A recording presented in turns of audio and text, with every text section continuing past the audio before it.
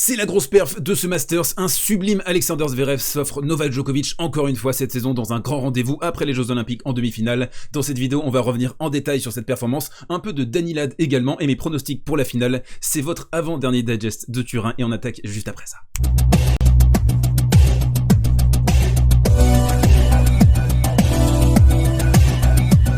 Et on attaque ce côté réseau par un mini bilan de la saison de Novak Djokovic qui a été exceptionnel en tout point. Alors je vois déjà certaines personnes qui vont dire oui Novak là cette saison pas forcément énorme hein, depuis cette US Open. Non, je vais vous demander de vous arrêter tout de suite, il a été absolument exceptionnel cette saison. On le voit donc ce poste ici avec son palmarès, l'Open Australie, Roland Garros, Wimbledon, 20e titre du Grand Chelem, finaliste de l'US Open où il perd contre Daniil Medvedev, Rolex Paris Masters. Alors c'est oublié sur la liste également Belgrade 2 qu'il a remporté. Bref, une saison d'anthologie pour Novak Djokovic à 34 ans, avec énormément de panache aussi d'avoir disputé les Jeux Olympiques en simple et en double mixte aussi, même s'il repart sans médaille. Novak qui quitte donc cette saison 2021, même s'il disputera la Coupe Davis, mais bon la Coupe Davis on sait ce que c'est maintenant, ça ne compte plus que pour du beurre. En tout cas voilà, une saison de transition certes en 2021, mais pour Novak Djokovic on a égalisé les compteurs en Grand Chelem, on a marqué vraiment un grand coup dans l'esprit des fans de tennis et dans l'histoire de ce sport, tout simplement dans l'histoire de ce jeu. On a eu une saison en tout point exceptionnelle, donc saluons-la, j'espère que vous l'avez apprécié de votre côté. La deuxième info dans ce côté réseau, ce sont les propos de Novak Djokovic par rapport à l'Open d'Australie, sa participation ou non, on ne sait pas. En tout cas, l'information est tombée ce matin. Ce sera obligatoire pour les joueurs d'être vaccinés s'ils veulent disputer cette Open d'Australie en 2022. Et donc, on le voit ici, on lui a posé la question et il a dit « on verra ». On doit attendre et on verra. Du coup, je vous pose la question dans les commentaires, est-ce que vous croyez vraiment que Novak Djokovic est capable de faire l'impasse sur un Open d'Australie en sachant maintenant la course pour les grands chelems qui est capitale pour lui, essayer d'en remporter un 21e dans son tournoi préféré? Je vous pose la question dans les commentaires, dites-moi tout. On enchaîne avec le point tactique et la rencontre qui opposait Novak Djokovic à Alexander Zverev. On a eu une superbe opposition qu'on a commentée d'ailleurs tous ensemble sur Twitch et on va commencer par cette première palette. La première palette, je l'ai nommée posage de barbelé. D'habitude, c'est Novak Djokovic qui est le maître en la matière. On avait aussi parlé cette semaine de baseline bot avec Daniil Medvedev, souvenez-vous, et bien Zverev a fait de la baseline bot à tour de bras dans cette rencontre. Il a vraiment posé les barbelés, il a empêché Djokovic de déployer son jeu offensif. On va en parler d'ailleurs dans la prochaine palette. Et donc Zverev qui a fini sur un total de 35 winners, 24 fautes directes simplement, et qui a envoyé de la mitraillette en coup droit ici, un contre monumental en longue ligne. Les deux joueurs qui s'étaient donné rendez-vous comme d'habitude à 5-4 avec Novak Djokovic qui a essayé d'appuyer sur l'accélérateur pour passer devant Zverev. Non, Zverev a résisté, donc on a cette accélération long ligne. Ensuite, on a donc Novak qui essaie de défendre Zverev qui trébuche un tout petit peu avec son revers, il avance dedans et il termine avec une belle volée ici. Si on a un Novak qui bascule à 0,30, c'est vraiment la catastrophe pour Zverev. Donc je trouve que Alexander vraiment là il a été maître sur les points chauds dans les instants décisifs dans la fin de la première manche. Il a vraiment été impressionnant au niveau mental. Du coup, et c'est la deuxième palette, on a senti un Novak Djokovic qui a dû un petit peu surjouer pour faire des coups gagnants, pour déborder Alexander Zverev, et on l'a vu notamment ici. Donc ça a été un point essentiel également pour se procurer la balle de break et donc balle de set également dans la fin de ce premier set. Donc on a deux slices qui sont spammés ici et ça c'est une bonne tactique d'habitude pour Djokovic face à des joueurs qui sont très grands, c'est les faire se baisser au maximum, faire plier les jambes, et ça sur l'ensemble d'un match. Mais bon là c'est simplement sur un 2-7 gagnant, mais quand c'est un 3-7 gagnant, se baisser systématiquement c'est difficile, vous commencez à le porter sur votre corps au bout de 3-4 heures de jeu. Bref, ici deux slices, il attend la balle attaquable et il envoie un scud, une merguez enflammée en revers long ligne, mais malheureusement il n'a pas réussi à le faire sur la constance. Troisième palette, la plus essentielle peut-être, le service d'Alexander Zverev qui est absolument énorme depuis de longues semaines maintenant, depuis les Jeux Olympiques on peut dire, il a beaucoup travaillé dans ce secteur. Il s'était d'ailleurs épanché sur la question avec donc une interview donnée à l'équipe où il disait ouais j'ai vraiment énormément bossé des heures et des heures pour essayer de progresser dans ce secteur. On sentait sur la saison dernière, la saison d'avant aussi, que la deuxième balle elle était très friable, il y avait des problèmes mentaux, des problèmes de confiance. Il a rectifié ça au maximum. Ici on le voit, un point capital également, égalité à 5-4. Et qu'est-ce qu'il va faire le tonton? Il va envoyer une merguez à 223 km à l'heure ici, c'est complètement lunaire. Ça va être un service gagnant bien sûr à Djokovic qui va être surpris sur une deuxième balle.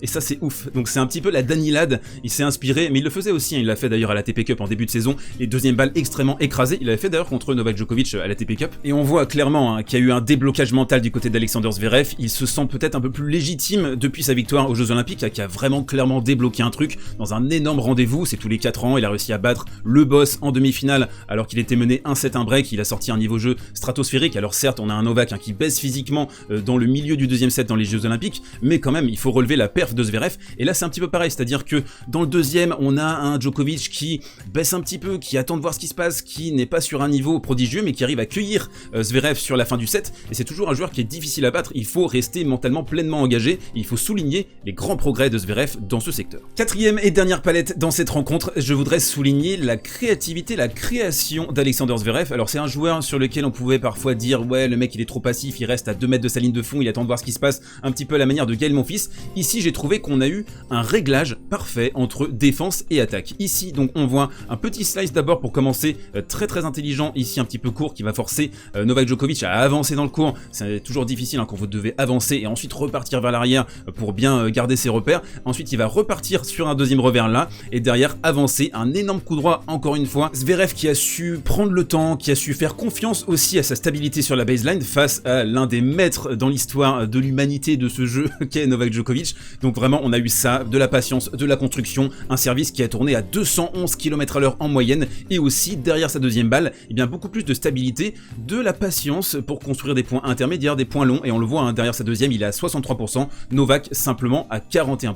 Deuxième match dans ce coin tactique, on va aller très rapidement sur le Ruud Medvedev. J'ai un point à vous montrer précisément, c'est ici et c'est la patience de Daniil Medvedev face à Ruud. Il l'a fixé sur le revers, ça on l'avait prévu, on l'avait anticipé dans la vidéo précédente. Donc on a vu 1, 2, 3, 4, etc. On attend la balle un petit peu basse, la balle attaquable. Ici on voit Ruud qui passe sous la balle, il a pas un très bon slice, Ruud, surtout un slice défensif. Donc la balle va monter, va flotter. Forcément Daniil il va avancer, il va écraser une patate juste là dans le replacement. Dans le point précédent, un échange de 32 coups remporté par Daniil Medvedev et puis du coup il a créé dans la tête de Ruud une forme d'urgence, c'est-à-dire je dois impérativement mettre sur mon coup droit parce que je vais réussir qu'à faire un seul coup gagnant sur mon revers dans cette partie. 6-4, 6-2 pour Daniil Medvedev. Ici on voit, hein, il n'a pas le temps de se décaler, il force un peu ce décalage coup droit et Medvedev qui l'a bien verrouillé, qui est beaucoup plus compact, complet que Ruud, qui a fait un bon Masters, certes, demi-finale c'est très bien. Et Daniil qui lui de son côté a encore sorti la panoplie du joueur en bout de course, c'est peut-être l'un des meilleurs joueurs en bout de course de ces 20 dernières années, il est capable de tirer des trucs. Alors ici c'est sur un retour de service, encore une fois, on l'a déjà vu faire ça de maintes et maintes reprises. Également on a vu un énorme passing hein, sur le revers long ligne qui a complètement cloué Ruud, qui a dû se poser la question mais qu'est-ce que je fous au filet, en fait c'est pas du tout mon habitat naturel. Et en tout cas voilà, donc on a eu un Medvedev, je trouve un petit peu à l'économie malgré tout, c'était du Medvedev à 60-70% max, hein. Il a vraiment attendu que les choses viennent à lui, il fait le break à 1 partout au premier set, ensuite il a des occasions de faire le double break, il les fait pas, et puis après la partie elle s'équilibre globalement, même si il a un niveau moyen qui est supérieur à Ruud, mais c'était pas un Daniil transcendant, j'ai trouvé sur l'ensemble de la partie, plutôt moyen d'ailleurs, il faudra l'être beaucoup plus tout à l'heure face à Alexander Zverev, c'est mon pronostic pour la finale. Nous y sommes, la finale du Masters cet après-midi entre Alexander Zverev et Daniil Medvedev, c'est le coin prono, comment perdre tout son argent en suivant mes pronostics. On va donc étudier le head-to-head, 3 clés essentielles pour bien comprendre cette opposition. D'abord, on voit 6-5 pour Daniil Medvedev, mais surtout 5 victoires consécutives pour Daniil. On avait commencé avec cette victoire à Paris l'année dernière, ensuite on avait une victoire au Masters, puis cette année à l'ATP Cup, à Paris encore, et sur le Masters, sur la phase de poule. Donc la première clé, c'est l'edge mental de Daniil Medvedev, 5 victoires consécutives,